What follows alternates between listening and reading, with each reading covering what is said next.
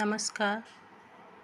आज की कहानी है मुंशी प्रेमचंद रचित धिक्कार 1, जो कि मानसरोवर के भाग 3 में है। तो फिर शुरू करते हैं।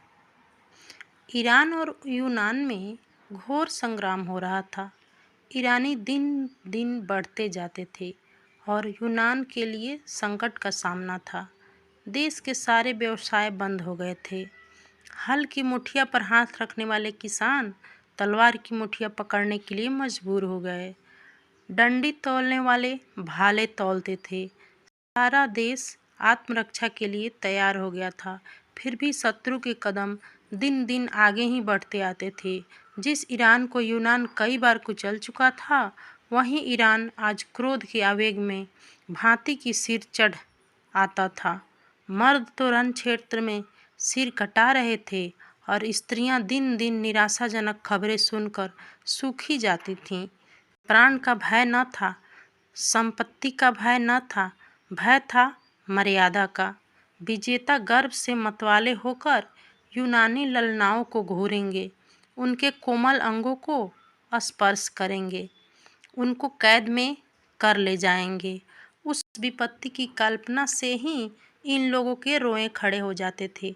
आखिर जब हालात नाजुक हो गई तो कितने ही स्त्री पुरुष मिलकर डेल्फी के मंदिर में गए और प्रश्न किया, देवी, हमारे ऊपर देवताओं की यह वक्र दृष्टि क्यों है? हमसे ऐसा कौन सा अपराध हुआ है? क्या हमने नियमों का पालन नहीं किया, कुर्बानियाँ नहीं की, व्रत नहीं रखे? फिर देवताओं ने हमारे सिरों से अपनी रक्षा का हाथ क्यों उठा लिया? पुजारी ने कहा, देवताओं की असीम कृपा भी देश को द्रोही के हाथ से नहीं बचा सकती। इस देश में अवश्य कोई न कोई द्रोही है। जब तक उसका वध न किया जाएगा, देश के सिर से यह संकट न टलेगा।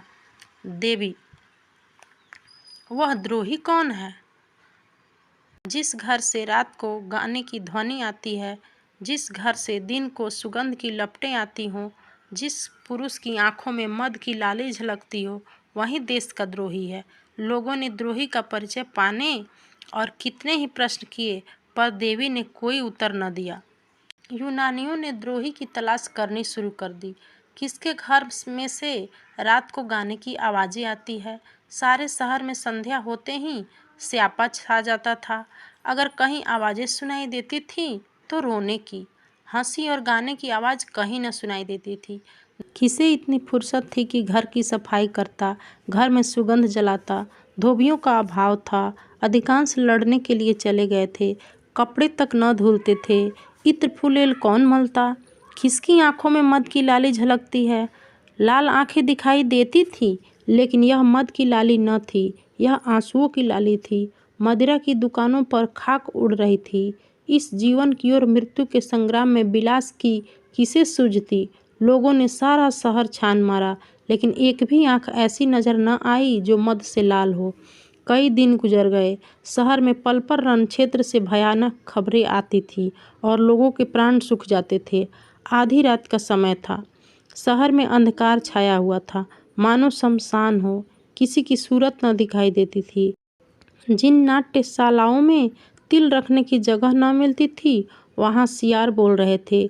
जिन बाजारों में मलचले जवान अस्त्र शस्त्र सजाए ऐंठे फिरते थे, वहाँ उल्लू बोल रहे थे। मंदिरों में न गाना होता था न बजाना। प्रसादों में अंधकार छाया हुआ था। एक बूढ़ा यूनानी, जिसका इकलौता लड़का लड़ाई के मैदान में था, घर से निकला। न जाने किन विचारों की तरंग में देवी के मंदिर की ओर चल पड़ा। रास्ते में कहीं प्रकाश न था। कदम कदम पर ठोकरें खाता था, पर आगे बढ़ता चला जाता।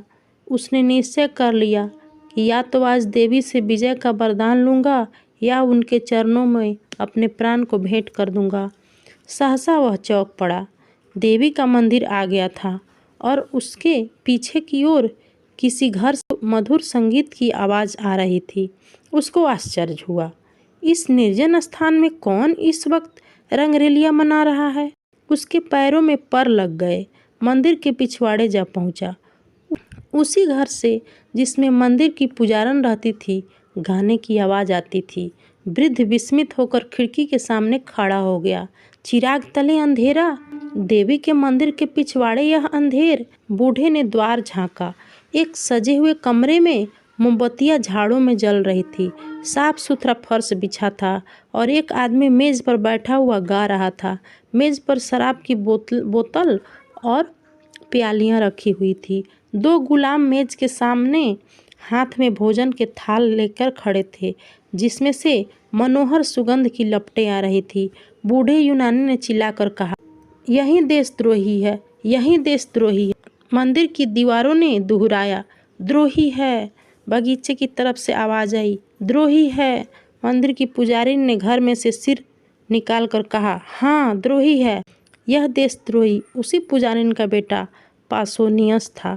देश में रक्षा के जो उपाय सोचे जाते, शत्रुओं का दमन करने के लिए जो निश्चय किए जाते, उनकी सूचना यह ईरानियों को दे देता।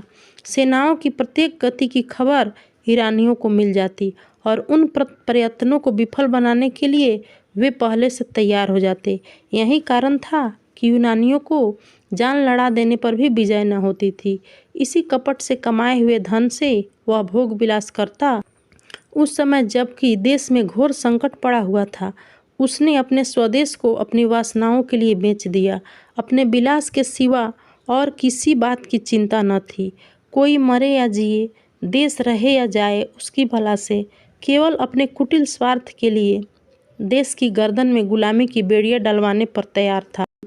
पुजारिन अपने बेटे के दुराचरण से अनभिज्ञ थी।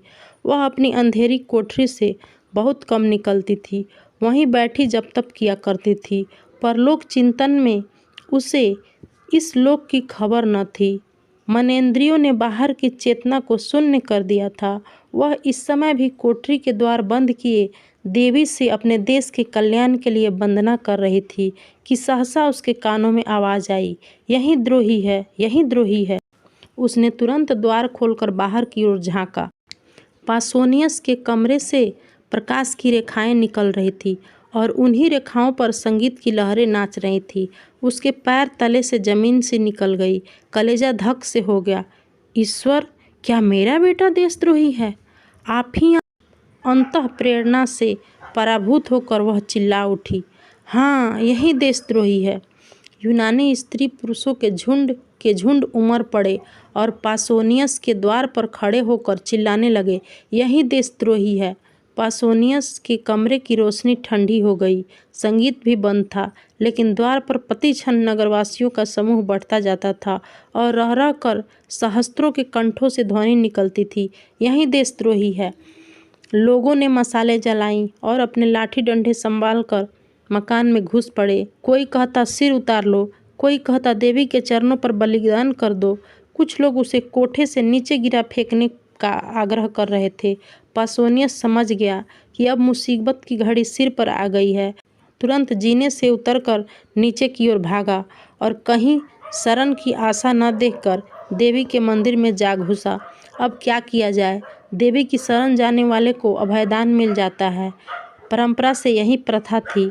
मंदिर में किसी की हत्या करना महापाप था, लेकिन देशद्रोही को इतने सस्ते कौन छोड़ता? भांति भांति के प्रस्ताव होने लगे। सुअर का हाथ पकड़कर बाहर खींच लो, ऐसे देशद्रोही का वध करने के लिए देवी हमें क्षमा कर देगी। देवी, आप उसे क्यों नहीं निगल जाती? पत्थरों से मारो, पत्थरों से, अपने आप निकल कर भागेगा। निकलता क्यों नहीं है रे कायर? क्या वहाँ मुंह पे कालिख लगाकर बैठा हुआ है? रात भर यहीं शोर मचा रहा और पासोनियस न निकला।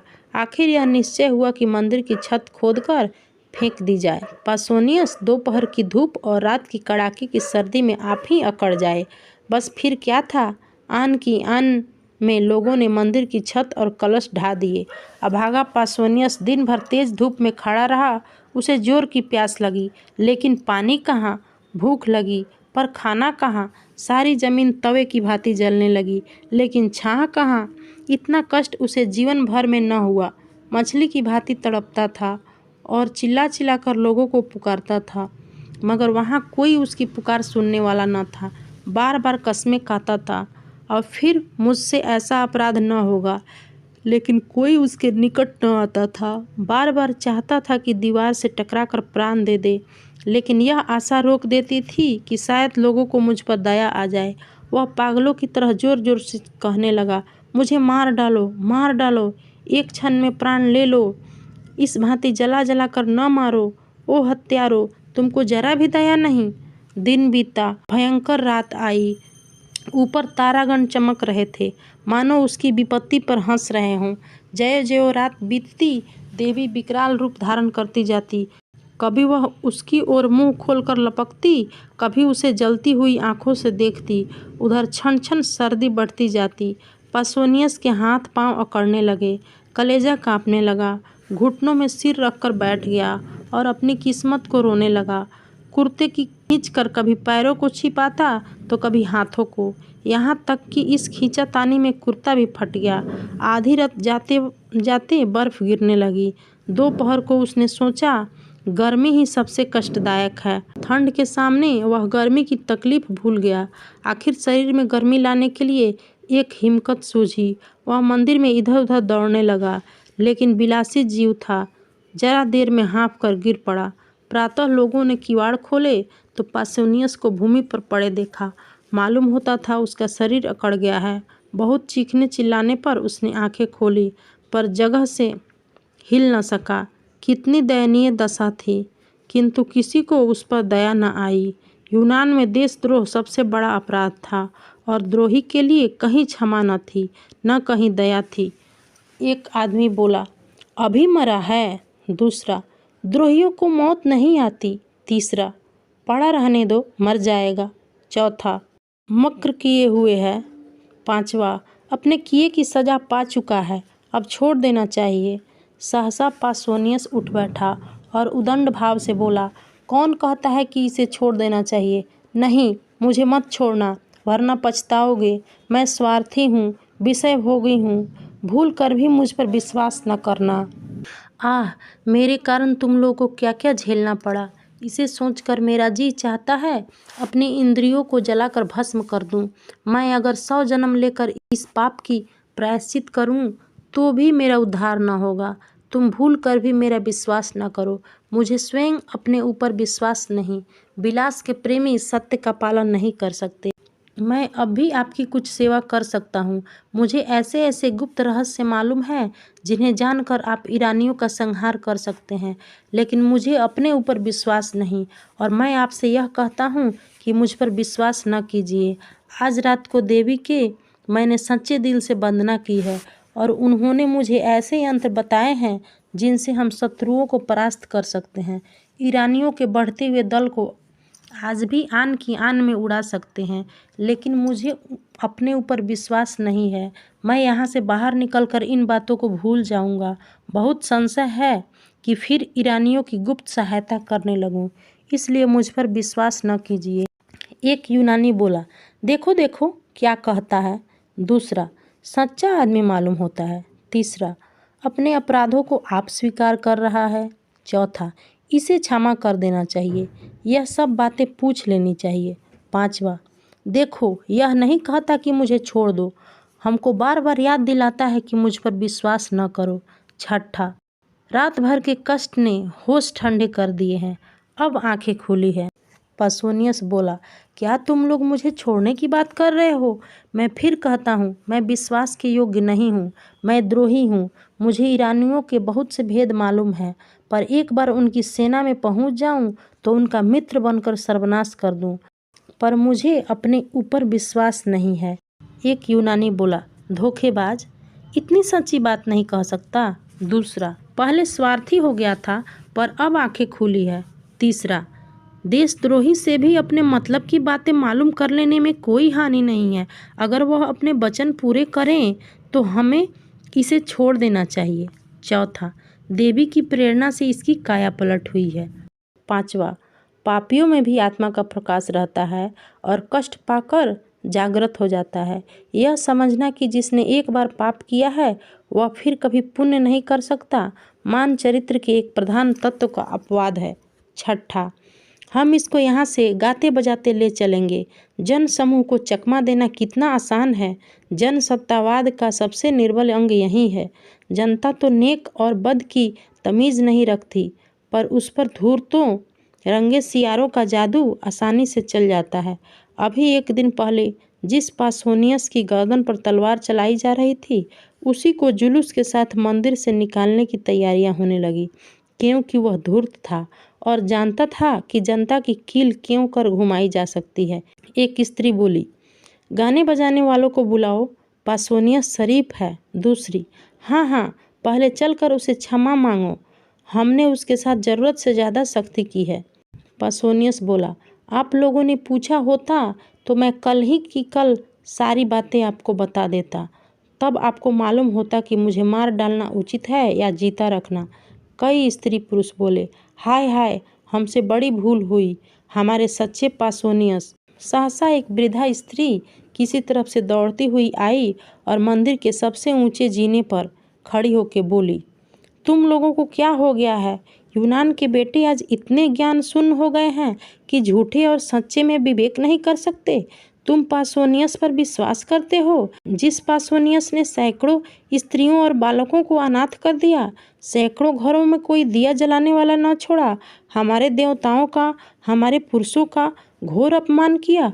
उसकी दो चार चिकनी चुपड़ी बातों पर तुम इतने फूल उठे। याद रखो, अब पासोनियस बाहर निकला तो फिर तुम्हारी कुशल नहीं। यूनान पर ईरान का राज होगा। यूनानी ललनाएं ईरानियों की कुदृष्टि का शिकार बनेंगी। देवी की आज्ञा है, पासोनियस फिर बाहर न निकलने पाए। अगर तुम्हें अपना देश प्यारा है, अपनी माताओं और बहनों की आबरू प्यारी है, तो मंदिर के द्वार को चिन्ह दो, जिससे देशद्रोही को फिर बाहर न निकलने का और तुम लोग को बहकाने का मौका न मिले। यह देखो, पहला पत्थर मैं अपने हाथों से रखती हूँ। लोगों ने विस्मित होकर देखा। यह मंदिर की पुजारन और पासोनियस की माता थी। दम के दम में पत्थरों के ढेर लग गए और मंदिर का द्वार चुन गया। पासोनियस भीतर दांत पीसता रह गया। वीर माता, तुम धन्य हो। ऐसी ही माता से देश का मुख उज्जवल होता है, जो देश हित के सामने मातृ स्नेह की धूल बराबर परवाह नहीं करती। उसके पुत्र देश के लिए होते हैं, देश पुत्र के लिए नहीं होता। अभी आप सुन रहे थे प्रेमचंद्र की कहानी धिक्कार।